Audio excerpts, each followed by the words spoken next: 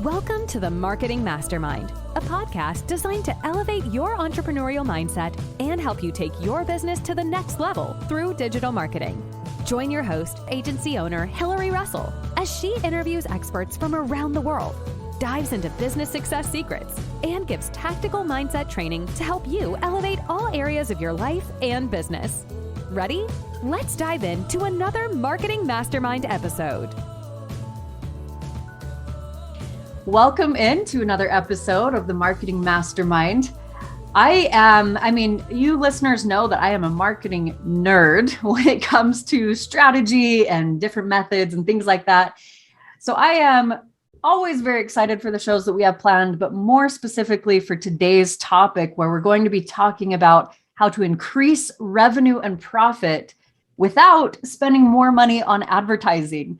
And I've brought in a very special guest today to help talk about this topic, the expert in this area, Wendy Byford. And Wendy, thank you so much for joining me today.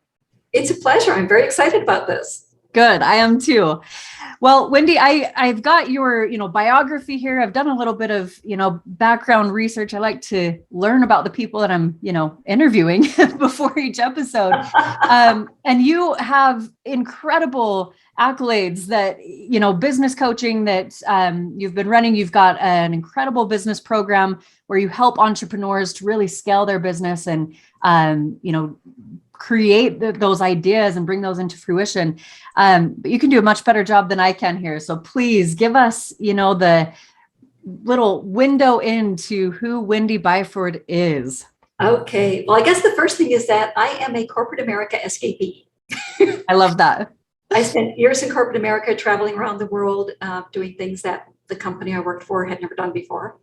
And when I left to build my own business. And my husband and I built a 7-figure business and went through all of the things that your listeners probably are looking at, have gone through, or are scared to death they're going to have to go through. And a lot of those things, have to do with the, how do I hire? How do I fire? How do I write systems and processes? How do I market this stuff? How do I just keep this on an even keel and make payroll? Oh my God, I have to make payroll. All of those things that you think about, all of the automation, the outsourcing, how do I know what to do? All of those things we went through in building this business. And one of the wonderful things about the business was that I got to do what I truly love, which is training and coaching. I did that for close to 20 years.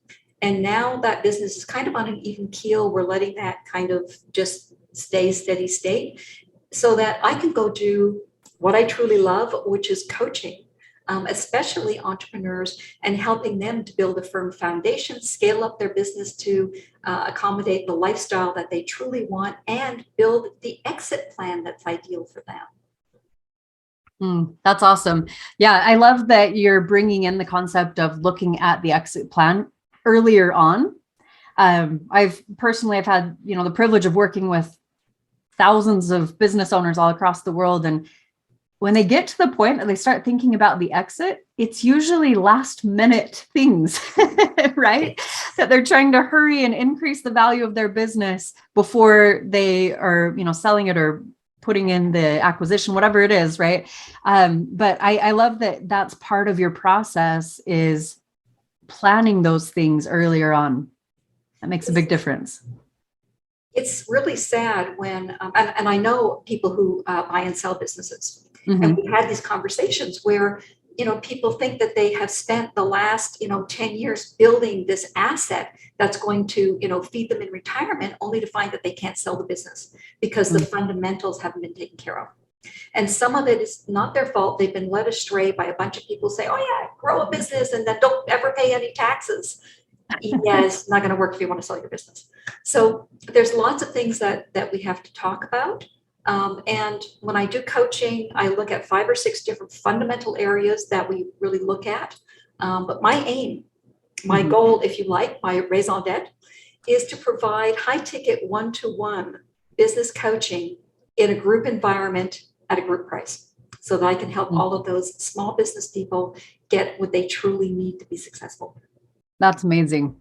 I know that we are focused on the topic today with, increasing revenue and profit without spending advertising dollars. But I have to ask, just because I'm a curious person, and I know our listeners are too, what would you say is, the top piece, or maybe the one piece of advice that you would give to someone who is maybe considering, selling or exiting their business 5 years from now?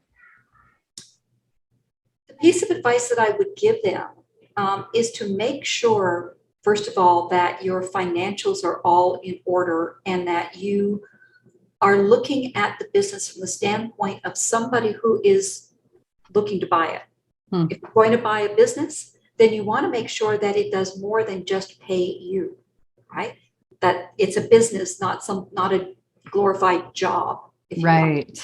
So make sure that those financials highlight the fact that this is a business. This person can buy this, can outsource the management or whatever, and it will run and it will pay all the employees and him and still have equity in the business. So that's really good advice. Yeah, I love that. That's the financial piece of it. It's interesting being an entrepreneur and coming in and just starting a new business. You don't learn that stuff in school. You're just kind of, baptism by fire. It's the best way to learn, right? And yeah, so I love that you're saying that, because I think that a lot of times starting a new business, an entrepreneur is thinking of my product. How am I selling it? How am I bringing this to market? But the financial piece is kind of at the back of your mind.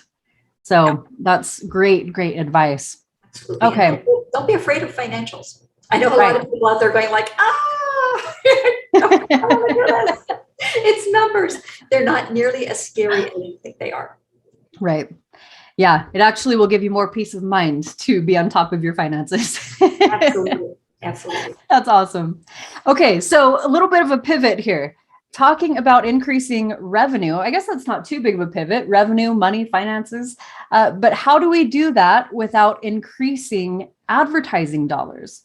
And I think this is like the age-old question in business, right? Of how do we do this? So I'd love your take, Wendy, on, this topic and something that you're so passionate about. Yes. How do we increase revenue? Right. Well, we want to increase revenue, and more importantly, we want to increase profit, because revenue will feed your ego. Profit is what puts food on the table for your kids. So we want to make sure that we get both of those in there. There are things that you can do that will hit your bottom line immediately. So put the revenue over here for a minute, look at your profit, and things like looking at your costs and looking at your pricing. A lot of entrepreneurs, if you ask them when was the last time you raised your price, it was 10th of never, right? Because if I raise my price, then I'm going to lose clients. Well, if you do the math, yes, I know it's numbers, but if you do the math, you'll find that if you raise your price, a lot of times you will be ahead profit-wise, because you're not going to lose a sufficient number of clients to actually counterbalance the additional profit that you get from raising that price. Raising your price goes directly to your bottom line because all your costs are already covered, right? So raising your price is a good thing to do, and you have to do it the right way. So I can tell you immediately how to get rid of all your clients by raising your price, but you want to do it the right way. And if you do it sensibly, then you absolutely will get more money on your bottom line. Awesome. And if we want to increase revenue, there are tons of things that you can do that don't include increasing your marketing budget. Now, I'm not saying that you should not have a marketing budget. You absolutely should. But what usually happens when people want to grow their business is the first thing they think of is, I have to do more marketing, right? So I got to pay somebody else to do, more of this stuff. And that's what's going to bring the clients in, but not necessarily. There are lots of things that you can do. So let's take a look at some of them. Ready? Yes. Okay. First thing and most important is, if you come to me, I would say, what is your market dominating position? Okay. Right? And don't give me your elevator speech, because your elevator speech is not your market dominating position. I'm sorry. Okay. So what do you mean by the market dominating position? This is something that you do that nobody else either does or can do. Okay. And it's based upon solving your potential client's biggest problem, biggest fear. Okay, so let me give you an example. Let's say that you want to sell your house, right? And I'm a realtor. What's your biggest fear? Making sure that we get at least, what we paid for out of it, that we get the equity that we've built over time. Right. And making sure that I can actually sell it, right? True. Yes. Selling it. Because you probably have another house. You're going to have another mortgage kick in. The last thing that you want is to have two mortgages that you're paying, right?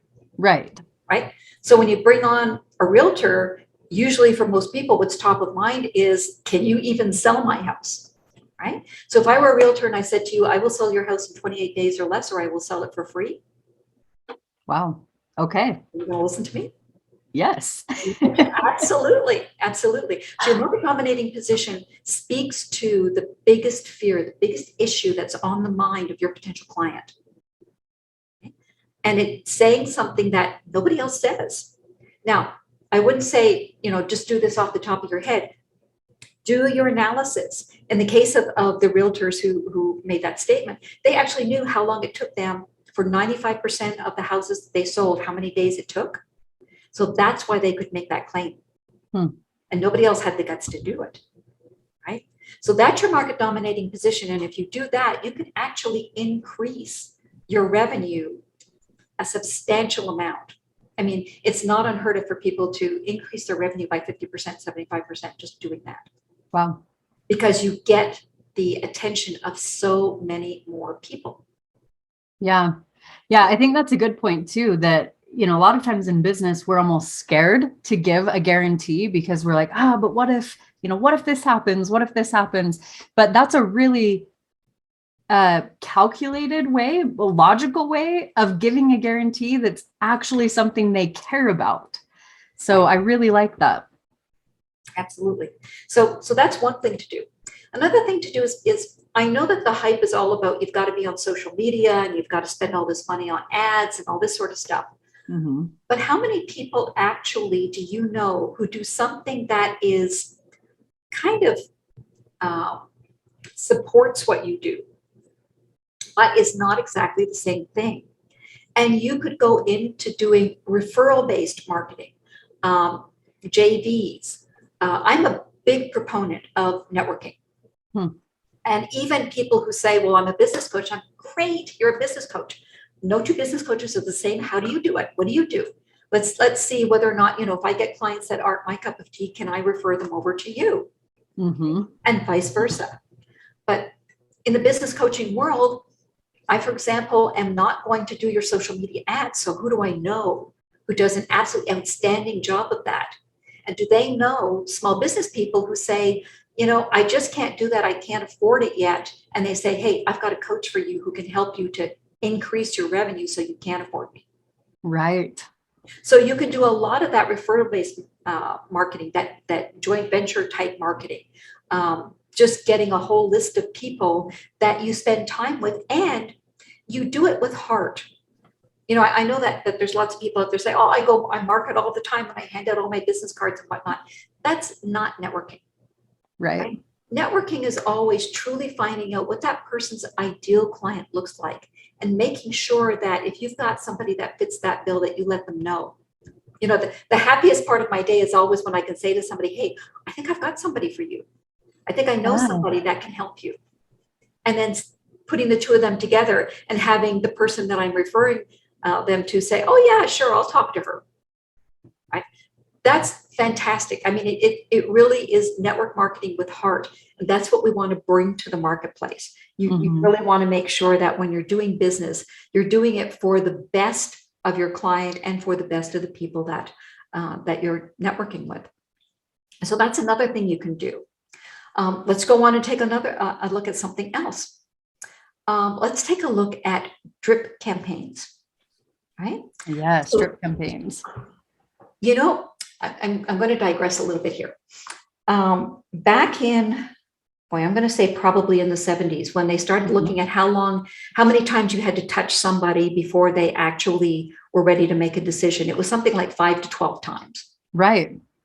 By the time we got up to the 1990s, it was 20 to 100 times. just because of the volume of messaging coming at people every day. You just get lost in the shuffle. Mm-hmm. Well, if you don't have your marketing set up correctly, right? So I'm not talking about adding marketing. I'm talking about taking a look at your current marketing so that people know exactly what it is that you do. And you basically drip on them enough, then you're losing all of those potential clients. So let me give you an example. There's a guy who was a really, really good child psychologist. And he, even after people went in and they took him away from a website, put him on a landing page, did a whole bunch of stuff to basically double his business, he was getting on average about 60 people, actually over 60 people, well, let's just say 60 people, who would ask for his free list of ways to get your child to calm down and pay attention. Okay? Yeah. And then of that, 10% would call him, and he was so good, he would sell just about everybody that he spoke to. So he would get 6 people every month that he would sign up for his program. Well, that still left 54 people who had asked for his freebie, but hadn't actually called him. So these are 54 people out there who are interested enough to ask for his stuff, but not quite ready to buy. So they're still on that buyer's journey, right? They're still not sure what they want. They're still not sure who they want to work with. They're still not sure if, he's the guy or not. So what do? You put those people into a drip campaign and you walk them through that buyer's journey until they get to a point where they want to make a decision. And who are they going to choose? Well, because you've been dripping on them now for how long? Right. Right? Yeah. It's the person that's been there that they recognize. Absolutely. Yeah. Did you have to spend anything on that? Well, if you've already got your software in place to be able to send out emails, you just put your campaign in place, turn it on. So every time they ask for the freebie, it puts them into the drip campaign and away you go. Yeah, absolutely. Right. I will say on this one too, Wendy, with the marketing agencies that I run, we work with a lot of clients. So we do a lot of custom CRM builds. And so that, trickles into email marketing for a lot of our clients. Right. And I have been so mind blown with the amount of businesses that do not have any type of drip campaign in place, or even some type of follow-up campaign to help support their sales team or, their that sales journey. But I think you're spot on with this one. It's one of the simplest, easiest, and lowest cost solutions for really adding that extra layer of power to, nurturing your pipeline or your sales journey. Absolutely. And it doesn't take that long to put together. Right. I mean, you can write 20 emails on a weekend. Right. And it's just a matter of, putting in a little fact, a little something that the prospect may not know that helps them get closer to making that decision. Right. So it's not a difficult thing. Another thing that you can do is you can do upsells and downsells. Right. So if you've got somebody in a funnel already, so they're in there, we lose so much money on the table by not doing an upsell. Right. Do you want fries with that? Right. The typical thing, right? Or they say, this is a little bit too expensive. Downsell. Okay. I understand that this may not be for you right now. Could I start you on something simpler? Right? Something lower cost, whatever it is. It's such an easy thing to do because they're already there. Right. And you're letting them walk away with nothing, whereas they might look at a downsell and say, well, yeah, maybe I could afford that. It's interesting. It's something like if you add something to an order, either, they're buying a bottle, so offer them 3, or, they're buying a baby outfit, so add a teddy bear. 34% of people that are offered that will actually take you up on it. So, yeah, right. You're right. And that's so true. You're just leaving money on the table without having some type of option like that. Absolutely. And so it's really important to understand that you're not doing more advertising. You already got them in the funnel. So make the best use of it. I love that. Other things that you can do, bundlings, are great ways of getting more money. Just, by offering something that's a little bit more comprehensive, because a lot of times people know that they need X, Y, and Z. Mm-hmm. And they may know, okay, so I need this, but then I have to go buy that, and then I have to add this on. But if you add, for a slightly smaller price, you just add a bundle, they'll take the bundle because it's easier for them. You're making it easier for them. Right. Yeah. People are all about convenience. I think too, the other piece of that psychologically makes us more drawn to bundles is that when things are separated out, it seems more confusing. And if you confuse people, you just completely lose them. They're not going to buy. So the easier you can make the purchasing or the client journey, the easier you're going to see those conversions come in. Absolutely. So those are a few ways that you can actually add money without spending more on advertising. Okay?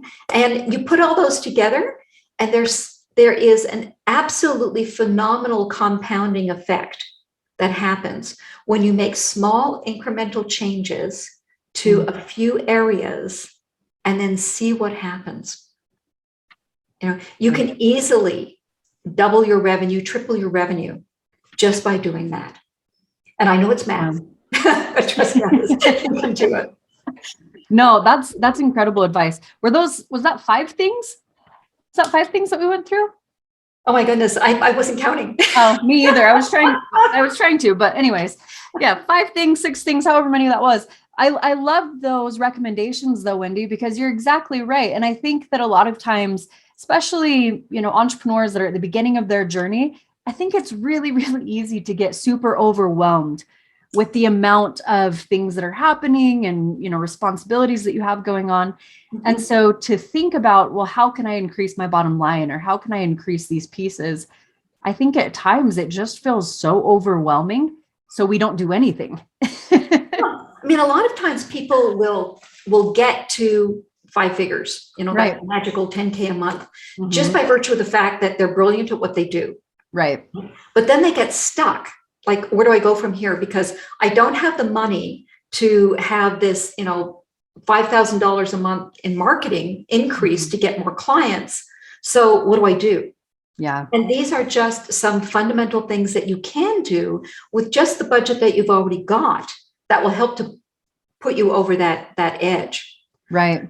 I love dealing with small business owners because just small incremental things can make such a huge difference for them. Mm-hmm. Oh, yes. It's amazing.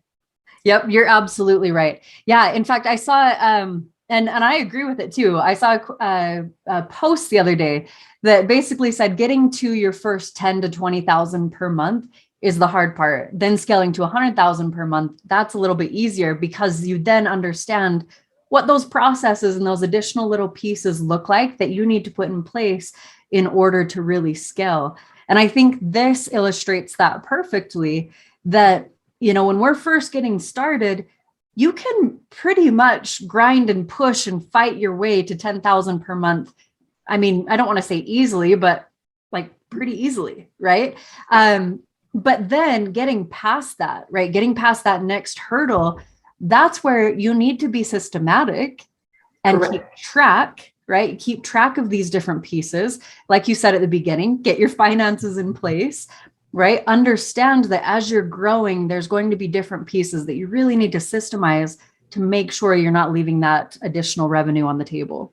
Absolutely. And that's why having a CRM such as you put together is Mm-hmm. so critical. Because if you're going to drip on people, if you're going to go back and slice and dice people to figure out who bought what, so, who can I now offer this to, you need to have a really good CRM to do that. And a lot of people will say, well, I can't afford a CRM. You Mm-hmm. can't. You do a few things to up that revenue, and then you can afford your CRM. Right. Yeah, you're exactly right. Yeah, I would say that a CRM, or at least having some type of tracking process in place, that's got to be one of your priorities. Absolutely. Otherwise, I mean, you're leaving not only revenue on the table, but you're leaving opportunities, leads on the table. Well, Right. it's interesting that you kind of brought that topic up, because when we were building our business like Mhm. 18 years ago, we had to do a custom CRM. And Oh, I have did to you? tell you, I never want to have to go through that again. Ever, ever. That is so funny. That's funny. Yeah, kind of off topic, but I remember like being in, this was almost 10, 12 years ago now, being in high school and like early college, and my counselor saying, "What are you interested in?" And I was like, "Well, business hierarchy and how the internal systems work." And they're like, "There's not a job for that." And now I build custom CRM. So there it is. Well, I am so thankful that there are people like you that we can call on to do those sorts of things, because it is not a fun thing to do, believe me. I'm sure that the vast majority of my husband's now white hair came from that CRM with the consultant that we hired. How funny. Oh, I love that. Okay, so I've got a couple of other questions for you, Wendy, before we wrap up this conversation. And by the way, so valuable. Thank you for walking through those different points for us. Very, what I love, I have a very ADHD mind, so I love direct to the point takeaways that I can put into action. So I appreciate that. Okay, so a couple of questions for you. I'm curious, a lot of our listeners are in the early stages of their entrepreneurial journey. And so I want to ask some questions specific to the stage of business that, that they might be in. What would you say to those individuals that are just trying to get over that first hurdle of 10K per month? What would you say is maybe the most important thing to focus on right now? It's really interesting, because I just did a StreamYard YouTube with someone else this morning, where we were talking about foundations, your vision, your mission, your values and things. We tend to skip over those things in our rush to, I got to sell something. The problem is that you can't figure out that market dominating position, which is going to get people to pay attention to you, until you know what your vision is, what your mission is, what your values are, and what your goals are. And I know that people say, oh yeah, well, I can just knock those off in an hour. No, you can't. Absolutely not. Because those are based on something that is so visceral inside you that you probably have never admitted it to anybody. If I say to you, why are you starting this business? You're going to give me all the superficial stuff. You need to go through a process that gets down into why you truly want to be an entrepreneur.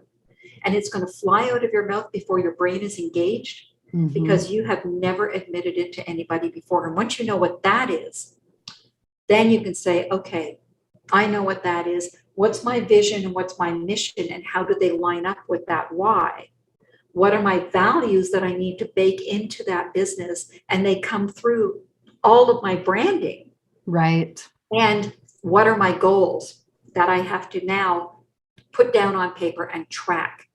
And if you haven't done that foundational work, then you need to go back and do it, because you're not going to be able to do that market dominating position.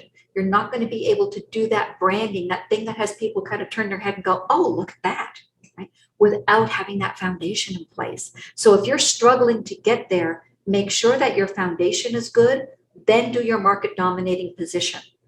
And then bake that market dominating position into all of your marketing.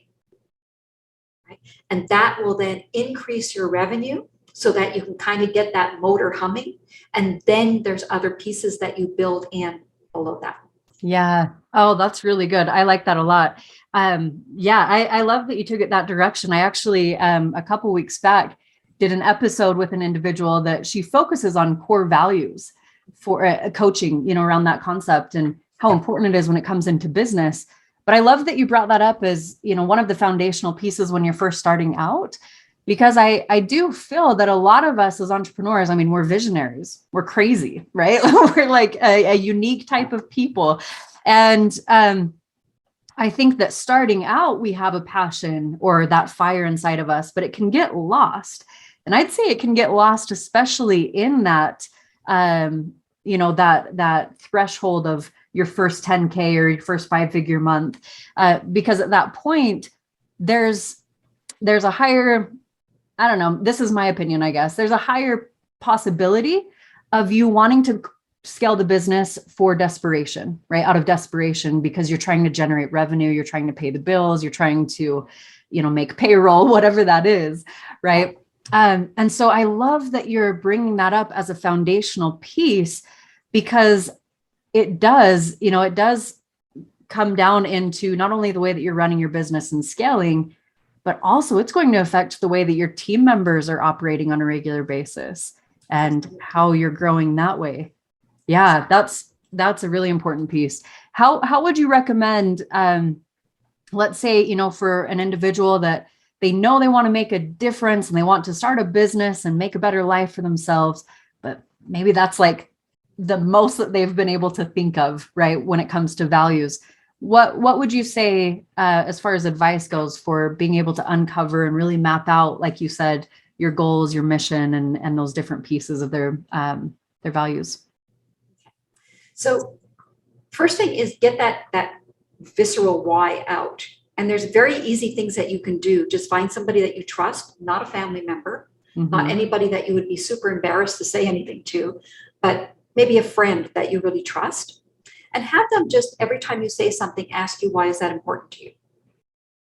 Oh, I like that. But it's going to force you to dig, right? So if they say, why are you starting your business? Because I want to help small business owners. Well, why is that important to you? Why is that important to you? Why is that important to you? You're going to get to the point where you're searching for something you've never admitted you probably don't even know is there, and it's going to fly out of your mouth before you can stop it. And probably will be accompanied by tears. Make sure that you've got some tissues close by, because that's usually what happens. But then you know what that why is. Once you've got that why, it becomes a matter of, okay, so what can I do that's going to satisfy that why, that's going to be something that I truly love? So then you're going to start going through what is it that I really love to do that will satisfy that why? And then as you get into that and you start thinking, well, this is what I really like. So let's say, for example, that your why is, I want to be there for my children in a way that my parents were never there for me. Right? So the business that you grow, you're going to have to be able to set your own hours, for example. So I want to be an entrepreneur. Great. What do you love to do? Well, I love, helping people. I'm a supporter at heart, right? So, are you technically savvy? Yeah, I really like the technology. I like building slides. I'm very creative. Okay, would a VA business be good for you?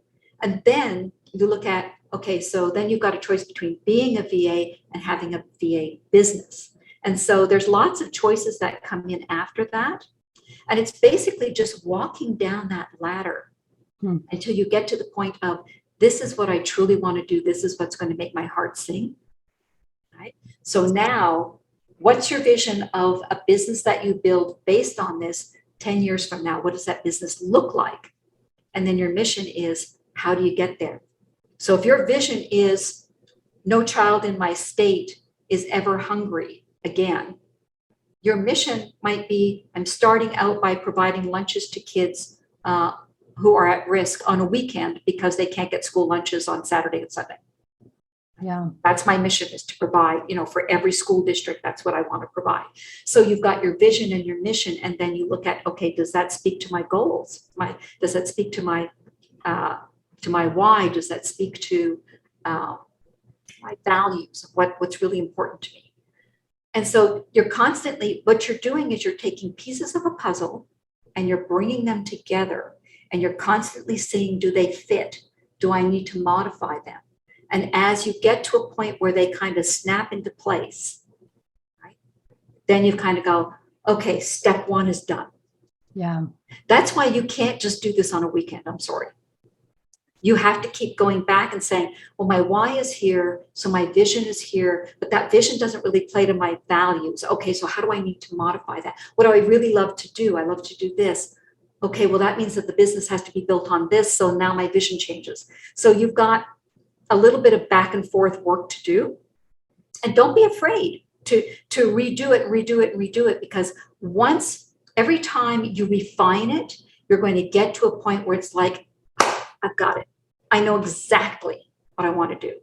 Right. And don't expect that it's just going to come together immediately. I have to tell you, it took me 20 years to get to my why. That's a long time of saying, why is that important to me? A lot of digging and a lot of redoing and a lot of redoing and a lot of redoing until I finally got to the point today where I can say, what I do is something that I love. It's where my heart is. It's where my passion is.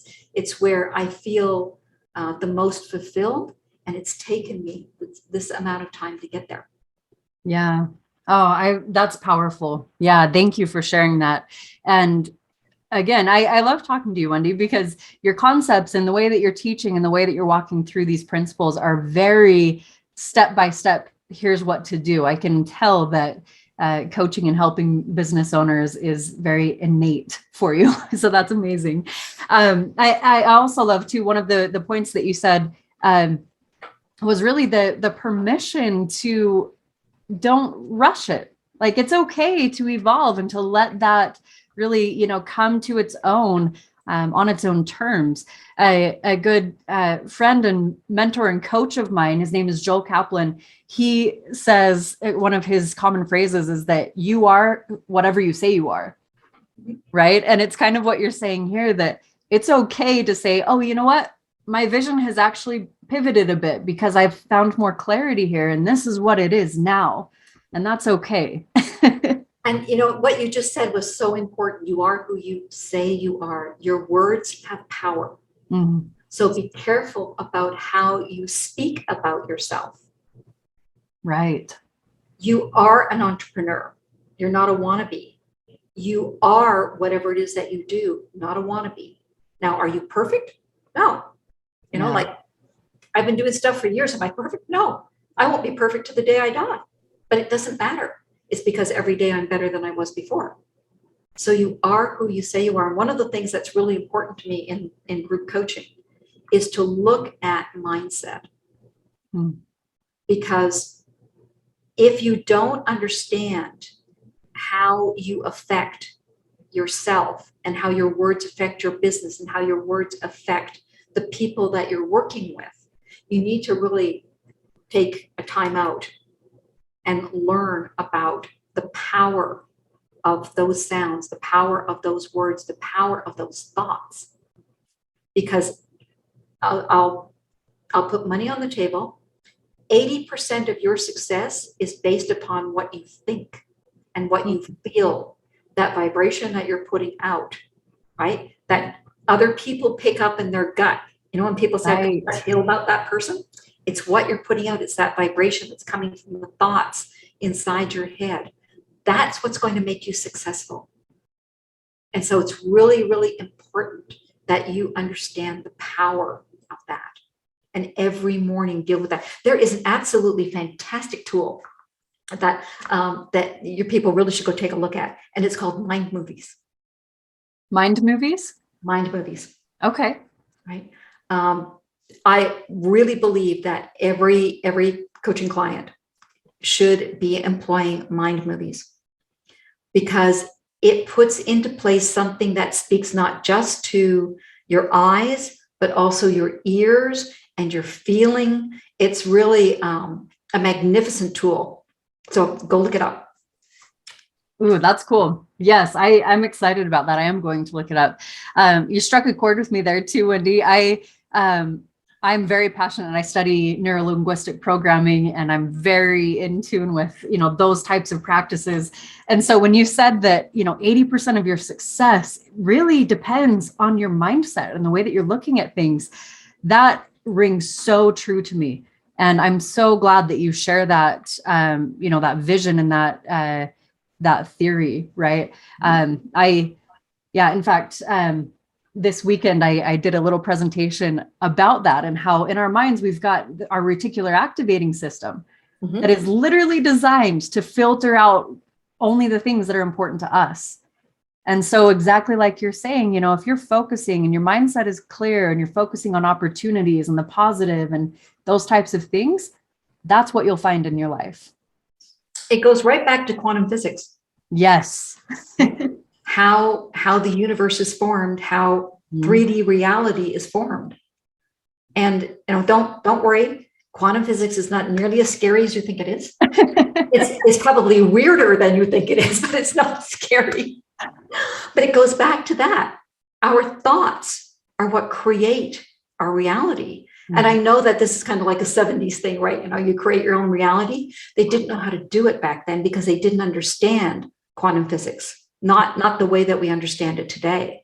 And so it is extremely important that you think and you feel into what it is that you want, which just goes back to why your vision and your mission and your values are so important. Because that's what you're feeling into for your business.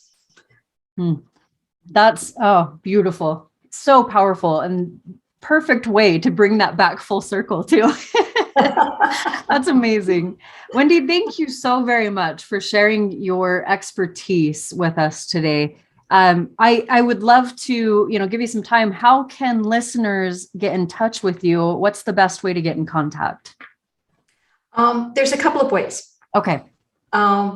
First way is you can go to my calendar. I'm on calendly.com, and it's calendly.com/my name, Wendy Byford /GC, stands for group coaching. And we can have a 20-minute conversation, find out where you are and what would be your next step. What's a good thing for you to do? My goal is to provide that group coaching at the level of high ticket one-to-one coaching. And so the program is really packed. Might be a little bit too much for some people. And for others, it might be, spot on. So let's have a conversation and see kind of where you are. The other way to get in touch with me is just text me. I'll give you a number, 702-462-4616. Just text me and say, hi, heard you with Hilary Russell, and would love to have a conversation. And I'll send you the link. Let's get set up and see where you are. I really want to help people. And if you already have your business started, maybe you're 5 figures, maybe you're, into, multiple 6 figures, then we can do a profit assessment. Let's take a look at what small incremental changes in your business would make a huge impact on your revenue and your profits. Incredible. Thank you so much for offering that. And I will say too, and those listening, I've never heard a business coach that gives their cell phone number to text. So that's amazing. Thank you so much for your generosity there, Wendy. And this has been such a fun conversation. I appreciate it. Thank you for joining us for another episode of the Marketing Mastermind podcast. If you enjoyed this episode, please follow, rate our show, and share with your friends on social media. You can also join our community by visiting us online at marketingmastermindpodcast.com. Thanks for joining us, and we'll catch you on the next episode.